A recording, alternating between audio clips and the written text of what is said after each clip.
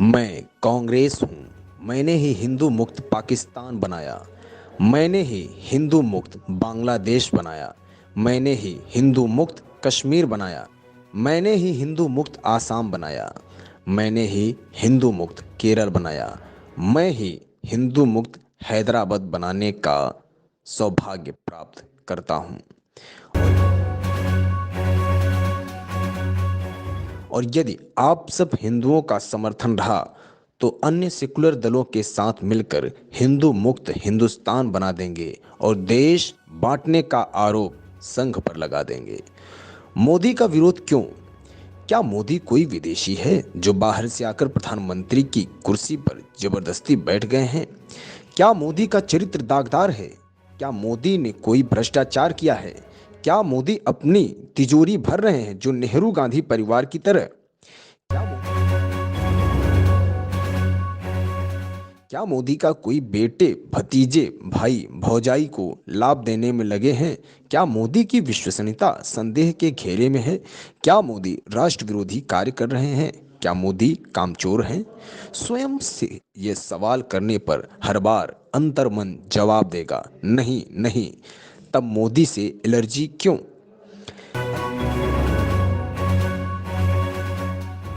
अल्पज्ञानी आरोप लगाते हैं कि राम मंदिर नहीं बनवाया, धारा 370 नहीं हटवाया, पीडीपी के गठबंधन किया, 15 लाख नहीं दिए, अच्छे दिन नहीं आए।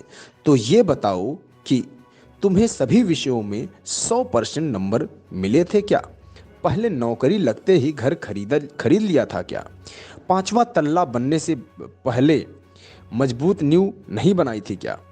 पांचवा गियर पहले लगता है कि पहला गियर? उदाहरण और भी जोड़ सकते हैं। कोई नहीं बताता कि अगर मोदी नहीं तो कौन कौन कौन बना सकता है स्थायी सरकार? कौन बनवा सकता है राम मंदिर? कौन हटवा सकता है धारा 370? कौन करवा सकता है किसानों की सुरक्षा? कौन करवा सकता है भारत की रक्षा?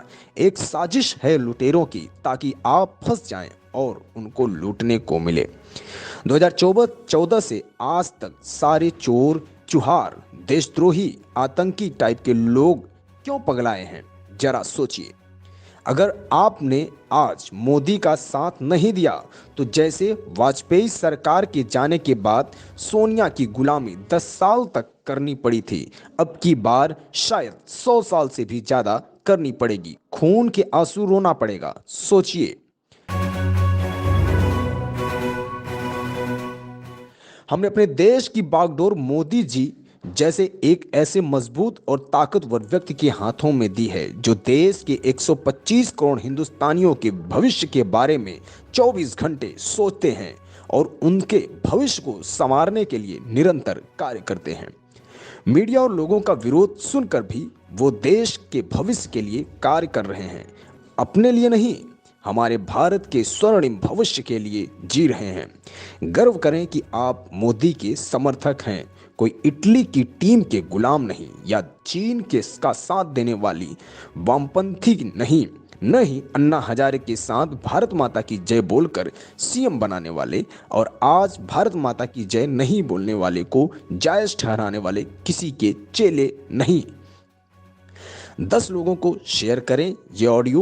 दुष्प्रचार करने वालों को तो पैसा मिलता है, देश से उनको कोई मतलब नहीं, पर आप सुप्रचार करें। आप सुप्रचार करें तो हमारा आपका देश सुरक्षित रहेगा और आने वाली आपकी पीढ़ियां एक जगत गुरु भारत की संतानें होंगी।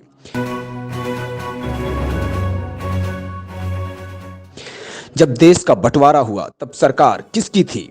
जब पाक अधिकृत कश्मीर बना तब सरकार किसकी थी? जब मुंबई पर हमला हुआ तब सरकार किसकी थी?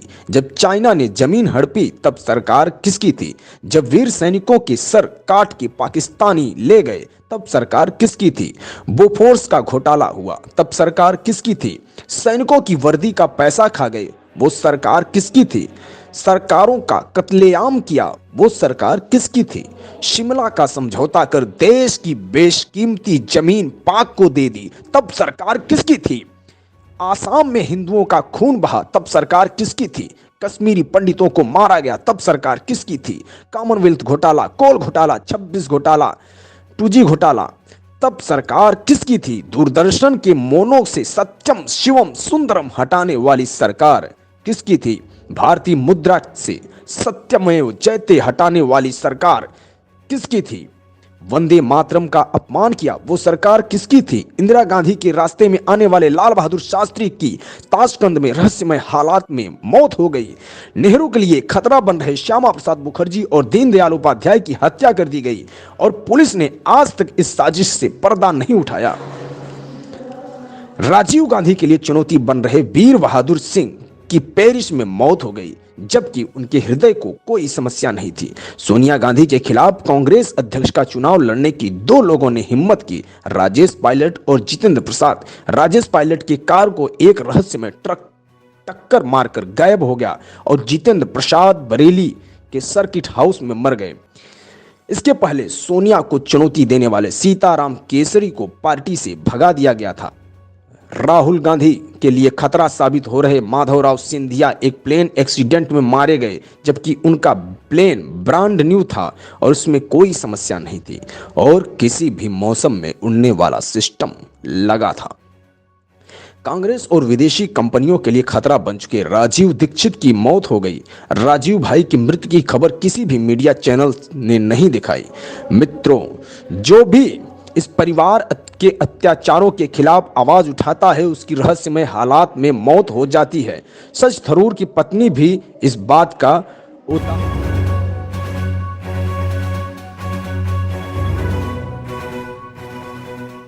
उदाहरण है।